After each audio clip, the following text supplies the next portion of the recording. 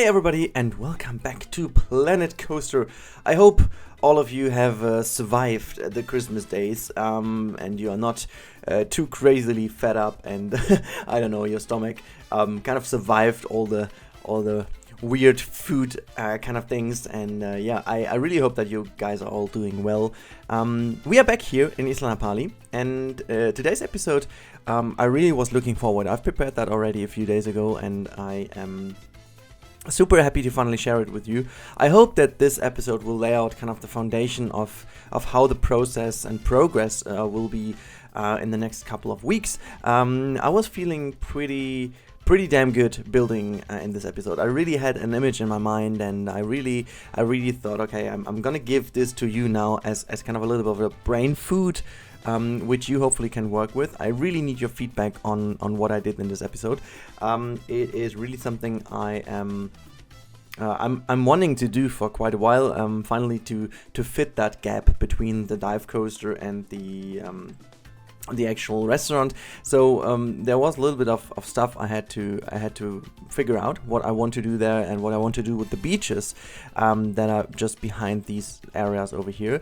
I've been watching all your comments lately, and there was clearly kind of favorism of the Twister ride, so I put the scissor ride in here. I hope you guys like the ride and the choice of the ride, because that's basically the one I'm going to use over here.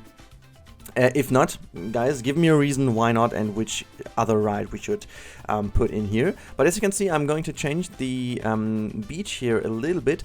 Reason for it is that I want to keep that as a private beach for the hotel visitors. And by saying so, I know it's pretty weird to put this beach over here. And I know that I have been talking about this in one of the latest episodes and stating that potentially it would make sense to have a beach here. They would have a beach over there on the hotel, but I imagine that this side of the island is the way more beautiful side of the island, so this is also why you would love to have a beach over there. And so this is why I make this wall over here, which is kind of a sound seductive wall, or how you even want to call this. I'm pretty happy with the design, to be honest. In the end, I was too lazy to make that in Blender, so I decided to go for a little bit of a piece. Not piece heavy, like a low piece, low piece, I don't know, less pieces in here, kind of wall design that I can put here, and which would be a little bit of sound absorbing, so that you wouldn't hear that much of the craziness going on in the park when you are at the beach, and also so that people can't look over the wall and just watch people relaxing on the beach, because you don't really want this. I was also fearing that the view could be blocked, but actually the view isn't blocked at all. So if you're lying on the beach, you still have the beautiful skyline, you have still the beach to look at, and even if you come by ships, you would basically see everything. And once you're in the park, you're basically in the park, and you want to see things in the park. So I think it's a pretty good trade-off here, and I still have to figure out how I would make the pathway here, kind of that we have also the opportunity that people could go to the beach without needing to go through the park. I imagine that there would be a boat service, obviously, but also there needs to be maybe a tunnel system or something. I really like the idea of having tunnels in here. The more we go into it, I am thinking about tunnels a bit more than before. I was kind of refusing to think about tunnels because of the risk of when there's flooding, these kind of tunnels would just basically be completely filled with water. But hey, here we go. I mean, that's kind of a risk to take, because it's obvious that would have to need a warning system or a pre-warning system if there is a flood coming, and then you would have kind of flood secure doors and just shut off all the tunnel systems, and you're good to go. I think it's pretty much not that uncommon to use it, so I'm definitely going to do this. But hey, yeah, maybe a little bit of a different topic here. I'm wanting to finish off this combination, or this kind of a gap filling over here. I'm wanting to finish the dive coaster and this area over here completely before I do something completely different. which is completely looking into water systems and electricity, what I've just said in the last episode. This will be the next bigger step in this park. So don't expect anything else in terms of rides and coasters for the next couple of episodes. This will be, let's say, the next maybe 2-ish, 3-ish episodes will be spent on entirely finishing this area with the dive coaster and with the scissor in between, and a little bit looking into all these kind of things you guys mentioned in the walkthrough. So we're gonna fix the entrance, we're gonna make kind of a nice little maintenance area for the Intamin. It's not the Intamin, it's the Mac Big Dipper coaster. So we definitely have to look into this one as well, because the basically the interior design of the little factory building isn't done yet. So I'm gonna do this as well. I think I can do this in pretty much 3 episodes. That should be doable. And I am also looking forward to having really in detail some more 3D assets I'm going to download from the workshop that makes the whole thing look a bit better, hopefully. And I also hope that this will be basically laying out what the whole park looks like a bit more. I said I want to go for extreme realism, and I also wanted to jump in a discussion I saw in my Discord.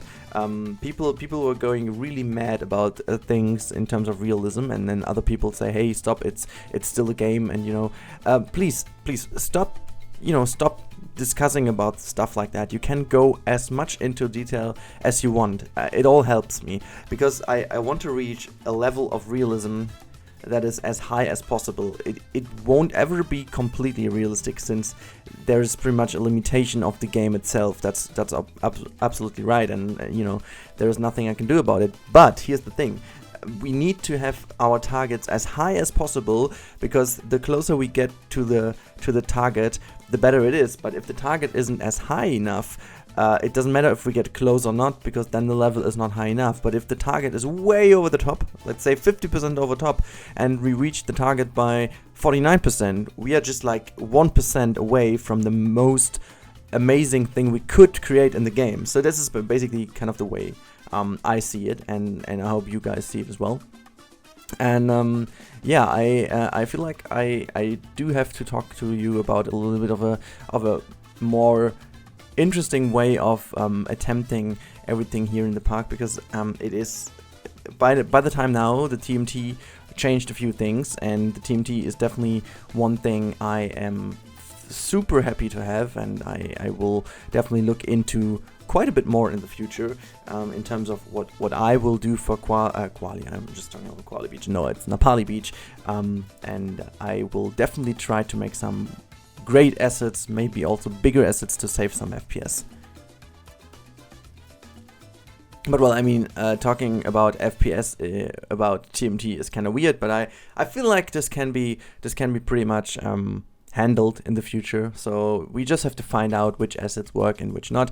I found actually that my FPS don't really drop that much by using FPS, by using TMT assets. Wow, I'm so confused right now. But the thing is that the game needs a lot longer to start off. But I can live with that, right? If the game just takes 5 to 10 minutes to boot up, but everything just runs fine, I can definitely deal with that. If everything else would be more laggy and stuff, that wouldn't be fine at all. But yeah, as you can see now, I finally, I just took the time to talk a little bit about more general things, but now in this build in the background, you can see I am finally going to make the station building completely finished of the dive coaster. Not completely finished, but at least giving it the basic shape and stuff. I figured that this building really screamed to have this kind of how's it called? These kind of moving doors, kind of industrial sliding doors, I guess it's called.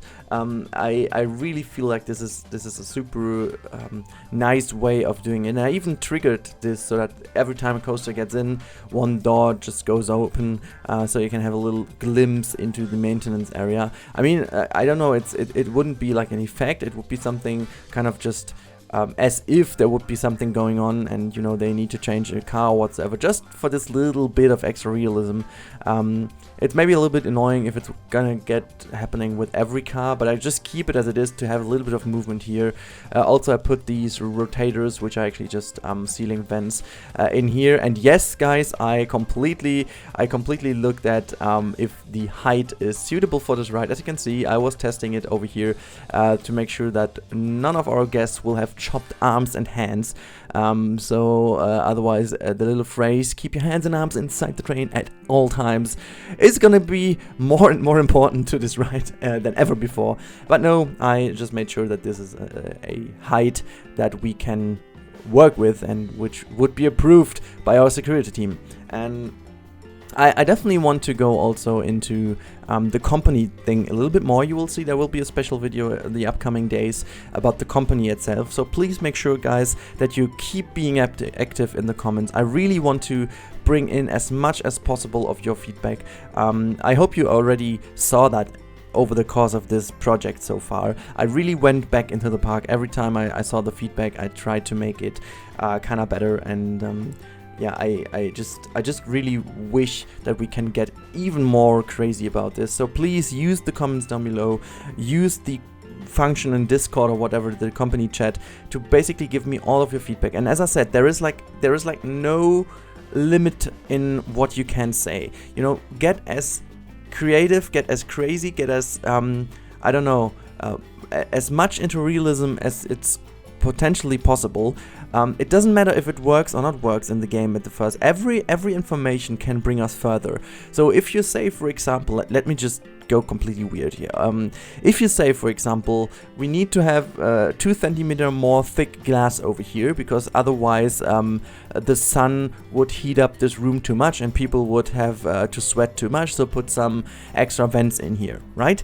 That would be a super weird feedback, but that's exactly what we need to go for. We need to build up this story. You don't have to forget about the whole story of this park. I mean, we are building a little bit contra the actual timeline of the park. So this coaster is maybe even the newest addition to the park, and the whole story of Isla Napali actually began with something else we just don't have in the park yet. So we are not like in Bro Coaster, where they really started off the park with what really started off the park. We started completely on a different level. We more or less started with the areas, and they're created in a different time. So always remember that, for example, the Rocktopus ride we said is one of the earliest additions to the park. It has been relocated due to the new Big Dipper coaster. But here with the dive coaster, for example, we can definitely state, and maybe this is also a story about this coaster, that finally with B&M having the technology to bring this into the crate over here, or the canyon, without destroying the overall environment too much. This was finally the time where we could use this little bit of space here better than before. But we will have to go into the older part of the park anyways. And I'm thinking of, when we've done all the stuff with energy and with electricity and water and stuff, I'm definitely going to focus more on the older part of the park, where I definitely want to go and build a wooden coaster. So I was thinking about a side friction coaster here, maybe, or a very classic wooden coaster with a little bit of a small compact design. Not too sure about it, but I think I'm gonna go for it. But yeah, we are in the finishing stages of this video, and again, a little reminder, make sure, because the channel recently had such a great vibe, and make sure that you keep it up, to bring in all your feedback. It doesn't matter if you can, you don't need to write the comment right now. You don't need to always write a comment. If you do have something to say, no matter how weird or how, I don't know, maybe unrealistic it would be for the park, just drop it down. We can use all the information, discuss it in the Discord server, and then I hope to bring it in the next episode, or in one of the next episodes, and yeah, to make sure that I can use all of your feedback. But now the little bits of this area are done, so that this is really working a little bit better together with the theming of this little coaster, this little queue building which is beneath the coaster supports. I wanted to bring in a bit more of these wooden support or wooden kind of structures. We will also put some plants in later on, and yeah, see where this is going. Yeah, but since that's it for this episode, slowly, I'm going to end this episode now by saying thanks again to you, because you've been an amazing community the past year. I've said basically a lot of things in my Christmas video. If you haven't seen that yet, please check it out, because it's pretty important to me that you guys know what I was talking about there. And I pretty much hope that you enjoy this series as much as you do before. If there's anything in general about the series you don't like, please let me know as well. And yeah, I really hope that you guys will have a great day, a few great days of 2018 left, and then have a great New Year's Eve. And I hope to see and hear and talk to you also in the next year. And until then, bye bye.